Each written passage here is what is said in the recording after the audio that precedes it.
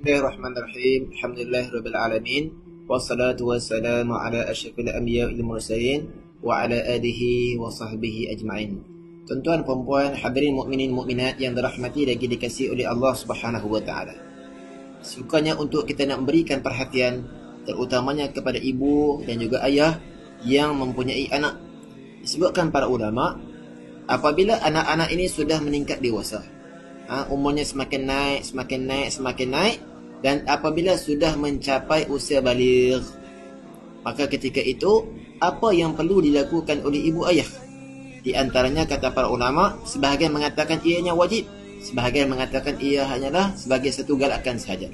Antaranya ibu ayah kena ajarkan anak-anak apabila sudah mencapai usia baligh, ibu ayah kena sebutkan kepada anak-anak supaya mereka ini berazam. Itu berazam secara umum untuk melakukan segala kewajipan dan juga meninggalkan segala perkara-perkara yang ditegah oleh Allah Subhanahu wa taala. Maka disebutkan di dalam kitab-kitab, di antaranya Syarah Sitin Masalah, bahawasanya ibu ayah ini perlu ajarkan kepada anak-anak tentang bersuci, macam mana cara nak ambil wudu, macam mana cara nak mandi wajib.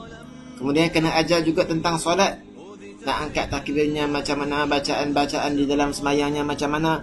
Juga kena ajar tentang syariat-syariat Islam, bersiwaknya, semayang berjemaahnya, dan juga kena larang anak-anak ni daripada buat perkara yang haram. Dan itu juga di antara kewajipan ibu ayah.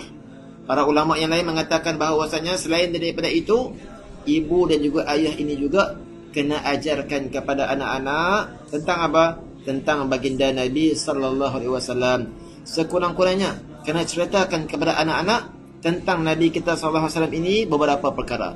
Pertama, kena cerita bahawasanya Nabi kita Muhammad sallallahu alaihi wasallam itu dilahirkan di kota Mekah Al-Mukarramah.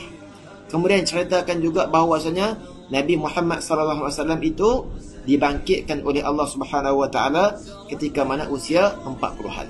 Kemudian baginda Nabi sallallahu alaihi wasallam disemadikan di bumi Madinah Al-Munawwarah, dan kulit baginda Nabi sallallahu alaihi wasallam tidak hitam.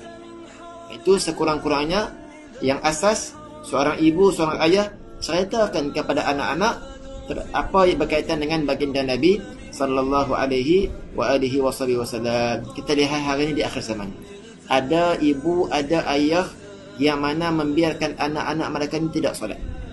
Bagaimana mereka nak jawab di hadapan Allah Subhanahu wa taala?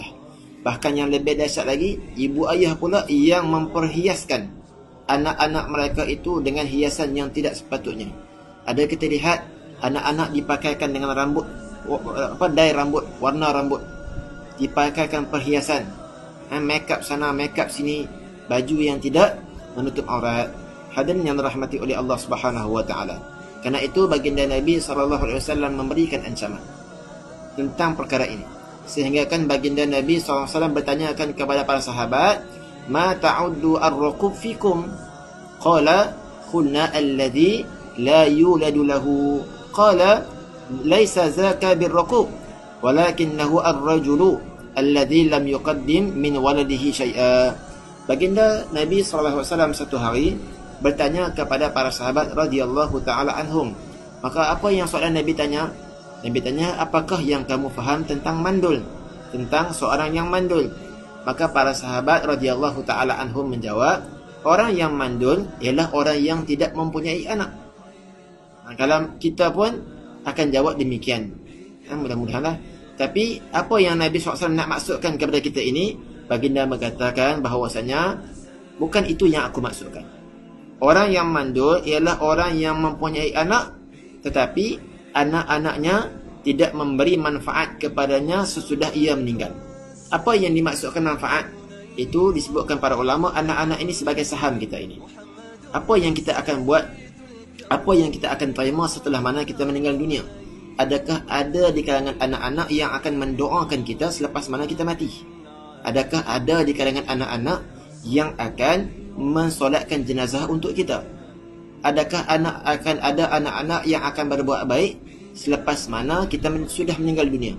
Perkara ini tidak mungkin akan berlaku kecuali setelah mana anak-anak akan diberikan didikan agama.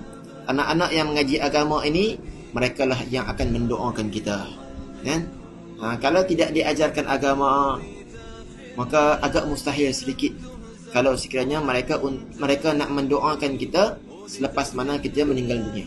Maka hadirin yang dirahmati oleh Allah Ta'ala, yang ada ayat yang jadi ayah, yang jadi ibu, jangan jadi ayah yang mandul, jangan jadi ibu yang mandul. Berikan perhatian agama kepada anak-anak kita, insya-Allah. Aku qauli hadza wa astaghfirullah li wa lakum. Assalamualaikum warahmatullahi taala wabarakatuh.